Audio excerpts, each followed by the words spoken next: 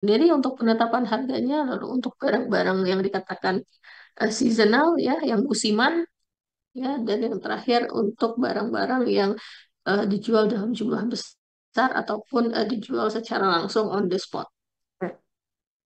Oke, itu untuk review materi untuk persiapan UAS ya. Jadi ada beberapa chapter yang perlu dibaca lagi, teman-teman baca lagi nanti bukunya, slide-nya. Ya. Eh, Kalau dari saya sih tidak ada soal hitungan ya, karena sudah saya kasih tugas. Kemarin juga di kelas kita juga sudah coba ya beberapa contoh perhitungan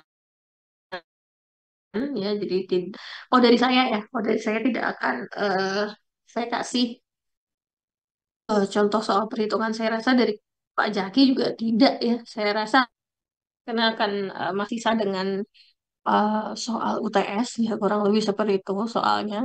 Yang perlu saya ingatkan lagi, selain silakan baca bukunya, baca slide-nya, yang saya ingatkan lagi, sudah pernah kejadian kemarin kita sudah sepakat di kontrak, yang mencontek tidak akan ada ampun ya, akan saya kasih nilai nol ya. Jadi nanti pada saat ujian akan saya titip juga pengawas. Jangan ada lagi yang bawa alat apapun selain alat tulis ya, cukup pulpen saja. Ya, nggak usah pinjam sana sini ya. Nanti saya perhatikan mana yang eh ketahuan mencontek lagi ya. Saya nggak mau lagi ada kejadian seperti itu. Tolong dibiasakan bekerja secara mandiri, secara jujur. Ya, ya harapan kami, harapan saya dan kami dosen-dosen, kalian bisa dapat ya apa yang dipelajari selama kuliah. Toh nanti akan kalian kan lulus juga apa ya, harus punya lah ya, punya ilmu-ilmu yang kalian dapatkan selama kalian menempuh berapa berapa tahun pun nanti kalian menempuh, entah itu 4 tahun, 5 tahun, 6 tahun, 7 tahun gitu ya. Setidaknya kalian ada yang didapat. Ya, jadi kalau dengan kalian eh, belajar mandiri ya, belajar jujur, kalian bisa tahu nih kapasitas kalian sebatas apa gitu ya. Jadi itu saja dari saya ya, sekilas saja mengingatkan lagi apa sih yang sebenarnya harus dipelajari, apa saja yang harus dipelajari untuk menghadapi UAS ya. Ini baru ada yang join-join, baru saya terima. Ya, pelajari lagi UASnya kan di hari Rabu ya. Rabu siang kalau tidak salah ya, kalau saya tidak salah jadwalnya. Untuk soalnya kurang lebih sama kayak kemarin UTS ya, semacam isian singkat seperti seperti itu. Jadi setidaknya kalian bisa menganalisis ya seperti apa untuk permasalahan-permasalahan tertentu ya, analisis ya, intinya analisis. Jadi bukan asal oh ada isian singkat, ah ini kayaknya isinya apa nih, permintaan nih tuh tulis, tapi yang logis ya, yang logis, yang masuk akal, yang sesuai dengan apa yang disampaikan, apa yang dibaca di buku ya, terkait manajemen pasok. Oke, mungkin Recording stopped. itu saja dari saya ya. Ada yang ingin didiskusikan dulu sebelum saya tutup? Oke, kalau tidak ada, silakan. Lagi-lagi saya ingatkan, boleh dibaca bukunya, slide-nya gitu ya. Tadi juga saya bilang ini nggak wajib, yang mau aja gitu ya. Dengerin saya ngoceh kurang lebih 1 jam gitu ya. Lagi-lagi untuk ya supaya lulus lah ya di mata kuliah ini, jangan di semester di tahun depan banyak lagi gitu yang ngulang. Oke, Akila, silakan gimana Akila? Ibu Akila. izin bertanya, untuk yang di soal yang tugas yang nomor 8 itu, Bu, Mm-mm. eh, nah dari soalnya itu masih agak rancu, Bu, buat penempatan, buat nilai dari si C-nya itu, Bu. Jadi kan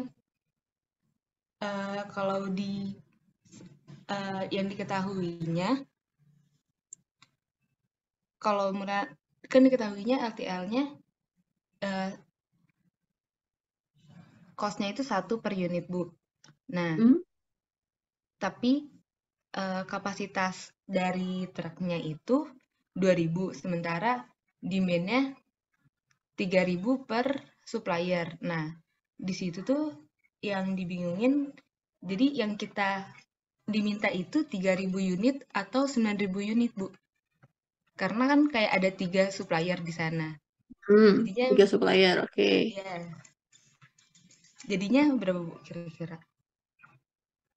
Nah, inilah kenapa saya minta kalian kerjakan.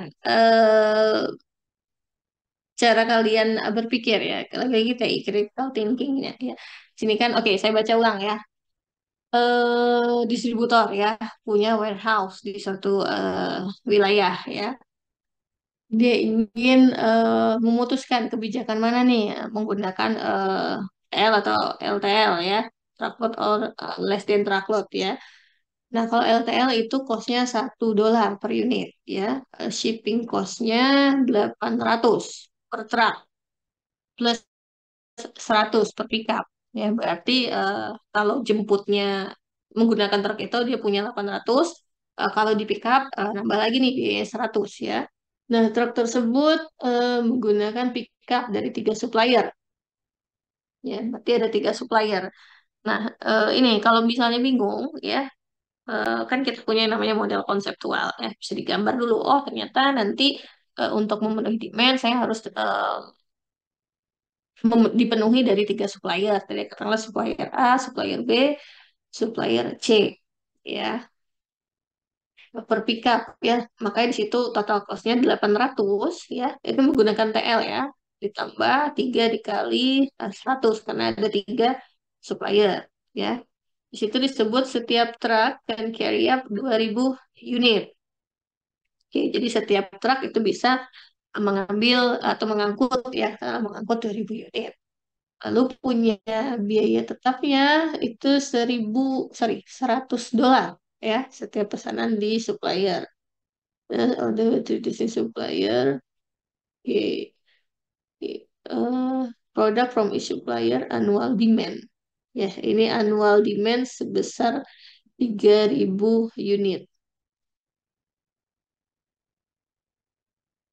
Oke, jadi tadi kita punya tiga supplier ya, berarti kan masing-masing supplier punya 3.000 ya, 3.000 ya, tadi Akila bilang 9.000 ya, gitu ya tadi Akila ya.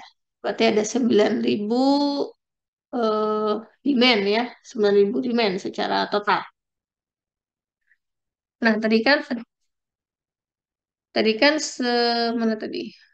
Satu truk itu bisa mengangkut 2.000 unit. Berarti kan akan ada frekuensi ya, frekuensi pemesanan berarti, sorry, frekuensi pengiriman berarti ya yang lebih dari satu ya supaya tadi ke 9.000-nya itu bisa diangkut. Ya berarti ya tinggal dikalikan aja biayanya dalam sekali pengiriman tadi berapa tuh? 800 ya 1.100 tadi totalnya. Tinggal dikalikan aja berapa berapa total pengirimannya ya untuk dapat memenuhi si demand yang sebanyak 3.000 tadi ya. Itu soalnya itu lot size-nya, annual cost. Eh, Nah, itu kan A dan B itu kan membandingkan antara LTL dan TL ya. Jadi kalau LTL kira-kira kalau menggunakan LTL berapa nih em, apa namanya biaya yang dikeluarkan ya, biaya biaya dikeluarkan oleh si siapa itu tadi namanya Superpart. Kalau TL seperti apa eh, biaya yang dikeluarkan ingin melihat perbandingannya ya antara LTL dan TL. Ya, jadi 9.000 itu total demand secara keseluruhan dari tiga supplier, sedangkan satu-nya tadi cuma bisa ngangkut sebanyak 2.000. 2.000 unit. Berarti berapa kali itu si siapa namanya si truknya bisa mengangkut untuk memenuhi demand tadi. Oke, siapa lagi tadi yang raise hand?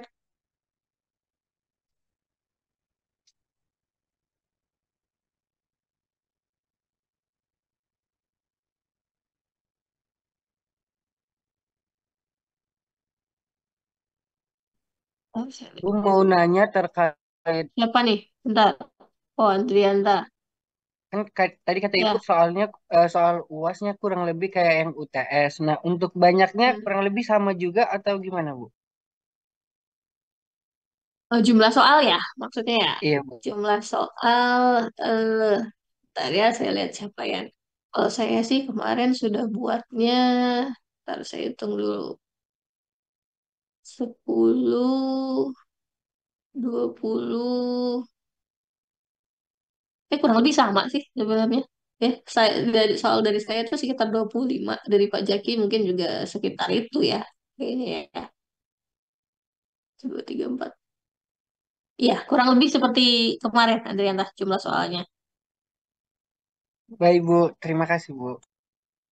Oke, saya lupa ya kasih tahu jumlah soal. Ya. Apalagi ya. Nggak ada hitung-hitungan kok dari saya. Saya rasa Pak Jaki juga nggak akan ada. Tadinya mau saya masukin EOK, tapi kayaknya kalau ada EOK memakan waktu yang cukup lama nanti untuk UAS ya, karena waktunya kan cuma 100 menit. Jadi makanya kemarin saya udah saya kasih yang tugas aja. Di UAS kalau dari saya nggak akan saya masukin yang hitung-hitungan. Oke, ada lagi yang ingin bertanya? Kalau tidak ada saya cukupkan ya. Lagi-lagi baca, pahami gitu ya. Kalau bingung baca contoh case-nya gitu ya. Kan banyak contoh kasus ya di bukunya. Kalau saya yang jelaskan satu persatu contoh kasusnya nggak cukup waktu kita satu semester karena contoh kasusnya cukup banyak dan mudah dipahami menurut saya ya. Contoh kasusnya agak gampang dipahami. Jadi bisa dilihat dari contoh kasusnya saja ya.